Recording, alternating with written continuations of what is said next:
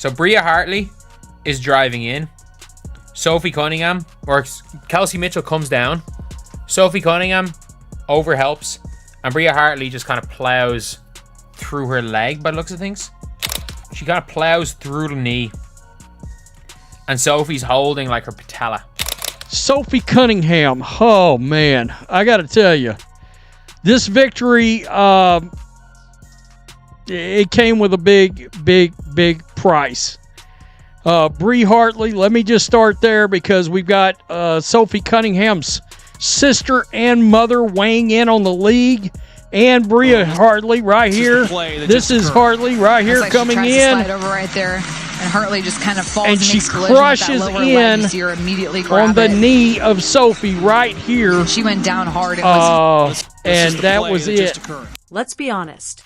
Federal investigations would be conducted if anyone else were dealing with the overwhelming number of incidental injuries that have dominated this squad. What is causing the WNBA to act as though they have a personal grudge against the league's top player? Stay tuned because this conspiracy has the potential to ruin the biggest thing in women's basketball before it even reaches its zenith. As an Indiana Fever fan, this absolutely sucks. I mean, first we lose CC. We don't know when she's coming back, if she's coming back. And now this happens to Sophie Cunningham. Are we just cursed? This is the play that just occurred. That's like she tries to slide over right there, and Hartley just kind of falls and makes collision with that lower leg. You see her immediately grab it. Due to a groin ailment that inexplicably continues getting worse every time she tries to recover, Caitlin Clark has missed 12 games in a row. Aari McDonald will miss the entire season due to a fractured bone in her right foot. Sydney Coulson's injured ACL will keep him out for the season. It looked bad. She's going to be done for the year. I don't know how much longer the Indiana Fever can continue to survive with these injuries. I just have to be honest. I got to be real. We lost Sydney Colston to a torn ACL. Aari McDonald, broken bone in her foot.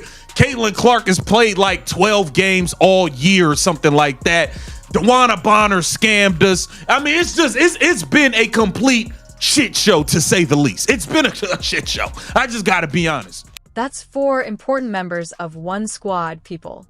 Fourth. Do you know what typical teams lose during a season? Perhaps one starting could be hurt if they're not lucky. However, players are being dropped by the Indiana Fever as if it were a perverted version of Survivor. Additionally, the WNBA is taking it easy and pretending that this is commonplace. I mean, immediately in the game, the refs was just on some ish, bro. Just on something, and y'all know what I always say, man. What if Sophie or somebody was your aunt, your niece, your daughter? You know, you got to put yourself in reality, you know, because she is somebody's daughter, she is somebody's sister, and this is just unfortunate. And those of you who don't think a civil rights investigation need to be brought upon this league is tripping. This civil rights investigation. As a result of their inability to field a roster of healthy guards, the league responded by signing Odyssey Sims to a hardship contract. Take a moment to consider that. In order to get 5 players on the court, the most popular women's basketball team in history has been forced to sign last-minute replacements. This is not unlucky. This is the WNBA's golden goose being systematically destroyed. Sophie Cunningham lying down, clearly in pain, visible pain, agony, pain, stays down. Gotta cut to commercial. The medical staff comes around her. She looks like she walked off on her own accord, but it looked like she walked off in pain on her own accord. Out for the rest of the game. Only played 10 minutes. And that's where Lexi Holt needed to step up, and step up she did. Step up she did. Sophie's sister Lindsay and her mom Paula. At WNBA, maybe you should focus less on fining players for commenting on your poor officiating and more about hiring officials that are able to call a consistent game, protect your athletes. Pathetic. Praying for you, Sophie Cunningham. Yeah, officially, my 2 favorite players in this league that I really love to, particularly love to pull for, they're both out now. And I It did not look good. No word on that, by the way. Horrible. That is the word that best captures what we are seeing. This season, Sophie Cunningham has already received 4 fines for pointing out referee ineptitude. And because those same referees wouldn't shield her from risky plays, she's currently lying on a trainer's table. If it weren't so frustrating, the irony would be hilarious. Paula Cunningham, Sophie's mother, even made fun of Hartley before reportedly removing her remarks. Instead of imposing further sanctions, perhaps the league should take notice when a player's family calls out particular opponents for what they believe to be willfully risky behavior. Cunningham is down. My goodness.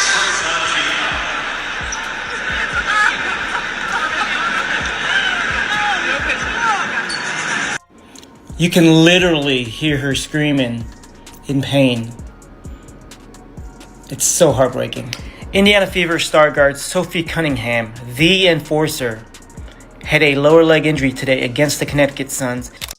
This season, Caitlin Clark has missed 19 of Indiana's 32 games.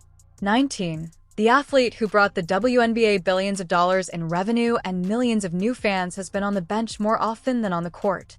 We are also expected to assume that this is merely a coincidence.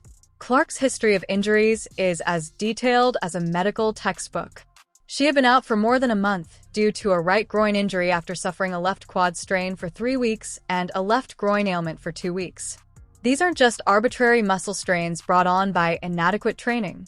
These are the outcome of the ongoing physical abuse she has received from opponents who appear to have made pursuing her their main strategy.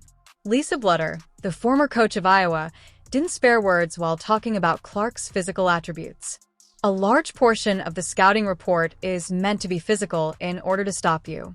But what we're witnessing against Clark and her teammates is not the same as competitive physicality. It's not coach speak when Stephanie White claims that the level of physicality has changed from what it has been for a while. That serves as a caution that the league is permitting a risky precedent. They got a damn lawsuit.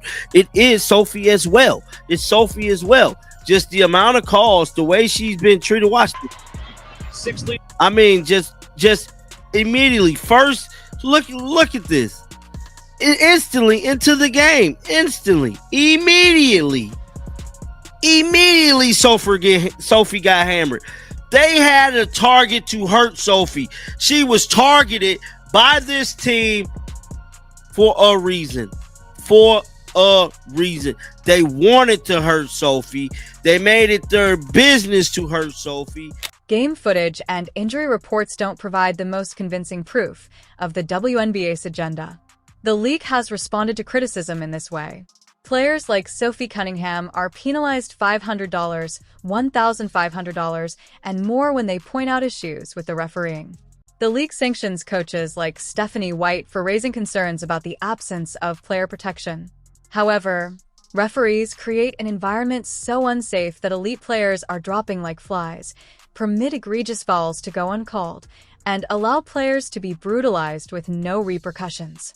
Silence on the radio. It was expertly recorded by USA Today's Christine Brennan after Nanal is especially egregious. The WNBA was unable to meet the challenge. More people than ever are watching. This is what they observe. The league is receiving unparalleled mainstream coverage, record viewership, and interest. They react by allowing the referees to make games into demolition derbies. According to Monty McCutcheon, the WNBA's head of officiating, they do a great job of holding referees accountable. However, when Clark is pushed to the ground and the officials declare it a common foul, where's the accountability? When Cunningham is knocked out by a clumsy fall that appears to be anything but accidental, where's the accountability?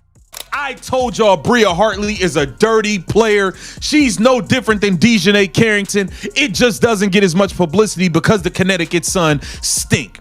Point blank, period. She's reckless. She injured Sophie Cunningham. It is a travesty. Stephanie White, you better go and you need to be buying Kelsey Mitchell food all week. You need to send her a personal masseuse because she saved your job tonight. Your ass should have been fired if y'all had lost today. Point blank and period. You was horrible. Bro, before you could sneeze, we was down by 10 plus points in the first quarter. the WNBA doesn't want you to know this. As these injuries mount, the Indiana Fever's prospects of making the playoffs have decreased from 99.2% to 87.1%. In the rankings, they are now in 7th place instead of 6th. Additionally, they are only 1 to 1.5 games behind teams like the Los Angeles Sparks and Seattle Storm, who are breathing down their necks. Is it a coincidence? Perhaps precisely what the WNBA had always desired. Consider it from the league's point of view. In addition to drawing a lot of attention to women's basketball, Clark and the Fever also highlighted how subpar the rest of the product was. Casual viewers of Clark were taking in the landslides and showcasing genuine talents that, in contrast, made other teams appear amateurish. Leveling the playing field was necessary for the league. There's no better strategy than to eliminate the competitive advantages of the Fever in a methodical manner. Indiana still has an 87.1% chance of qualifying for the playoffs according to ESPN's WNBA basketball power rating, but that percentage decreases each time Clark is benched. The Fever are in a last-ditch effort to recover and guarantee their postseason spot with 10 games remaining in the regular season before this injury plague costs them everything they have worked so hard to achieve. There's only 13 teams in the WNBA. 8 of them go to the playoffs. Not 6, not 4, 8. Over 50% of them go to the playoffs. So when you are supposed to win games that you're supposed to win, you're supposed to just take care of business. I don't care if they lost Caitlin Clark. They still have Kelsey Mitchell. They have Aaliyah Boston. Sophie Cunningham, hope she feels better. Lexi Hall. They have talent on this team. They have enough talent. Howard. Let's examine the timeline and try to identify any patterns. Clark misses weeks of play due to a left quad strain she sustains early in the season. Despite their problems, the team is able to maintain their competitiveness. Clark makes a comeback in the middle of the season, begins to play at a high level, and then sustains a left groin injury. The Fever adjusted, but more time was lost. When Clark returns in July, she plays the defending champion New York Liberty and has her greatest game of the year, scoring 32 points, but she instantly re-injures her groin against Connecticut. Since August, she has not performed. The Fever begin losing games to inferior teams while Clark is still absent, adversaries. Then, in the same game versus Phoenix, Coulson and McDonald get injuries that end their seasons. Cunningham has now been added to the list of casualties. 4 distinct injury incidences involving 4 important players all occurred with the squad that was meant to rule the league and propel the WNBA to unprecedented levels of success and revenue. When do we stop referring to this as poor luck and begin referring to it as what it is? Methodical pursuit of the most valuable franchise in the WNBA. And we have no idea when Caitlin Clark is coming back or if she is coming back at all. Every time that they get asked, they just say TBD. We have no idea what's going on, which is, in my opinion, quite suspicious. You kind of know what is going to happen with an injury. The doctors can give you an estimate. The player can tell you, you know, I'm not really feeling that great. I don't expect to be coming back, but she has been practicing with the team. Maybe she's going to come back for the playoffs and help them get that championship, or at least try to get the championship. Lindsay Cunningham wasn't simply a family member expressing their annoyance on social media. It was a clear critique of all the issues with the WNBA's agenda. The league is searching for players who are willing to speak out against the status quo rather than employing referees who can call a game consistently and safeguard your athletes. This season, Sophie Cunningham has received fines on several occasions for criticizing officiating, notably for a TikTok video in which she referred to the refs as worthless after witnessing them permit dangerous play after dangerous play. Here's the worst part, though. Support from her fans has increased each time she has been fined more powerful. Within hours, her fines were reimbursed by GoFundMe efforts. Overnight, petitions calling for referee accountability gathered thousands of signatures. WNBA's reaction to mounting criticism: additional penalties, and efforts to stifle the truth. Lindsay Cunningham is referring to more than just a single play or game when she deems the league's priorities pitiful. She is referring to a systemic inability to safeguard the players who are enabling women's professional basketball to achieve unparalleled success. She is discussing a league that would rather identify players who speak the truth than address the issues those players are bringing to light. Sophie's mother, Paula, Hartley is a disgruntled player having trouble everywhere she goes. She's playing mean and plays out of control. So, what can you say? I do not blame Sophie's mother and sister for being upset. Marina Mabrey went nuts in this game, scored 27. There is more to the Sophie Cunningham injury than merely another player suffering harm. This is the most recent proof that the WNBA has lost any authority over its product. Candace Parker is referring to typical competitive basketball when she states that you will encounter the physicality as a generational talent. There is much more going on with the Indiana Fever than just typical physicality. This concerns a league that views its top players as challenges to the status quo rather than as resources that need to be safeguarded. It concerns officials who have been implicitly authorized to allow some teams to be humiliated while shielding others. It concerns a front office that prioritizes image over content, more about management than expansion. Here's what the WNBA didn't anticipate, though. The supporters no longer believe it.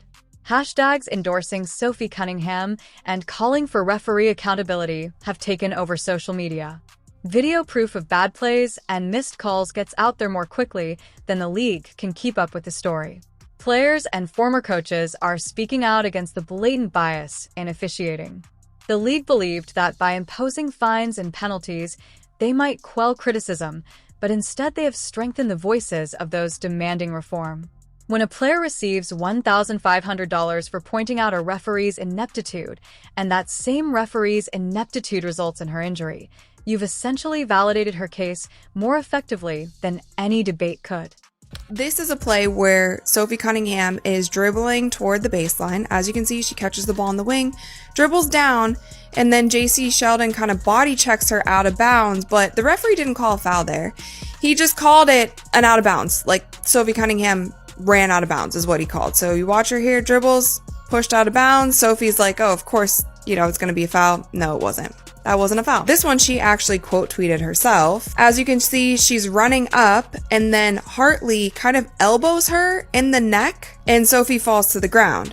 Now she reposted this and she said, they said I flopped, LOL. So I guess the referees told her that she flopped on that play, or the players, who knows. Somebody told her that she flopped on that play. This is Aaliyah Boston and Tina Charles, and they are battling in the post.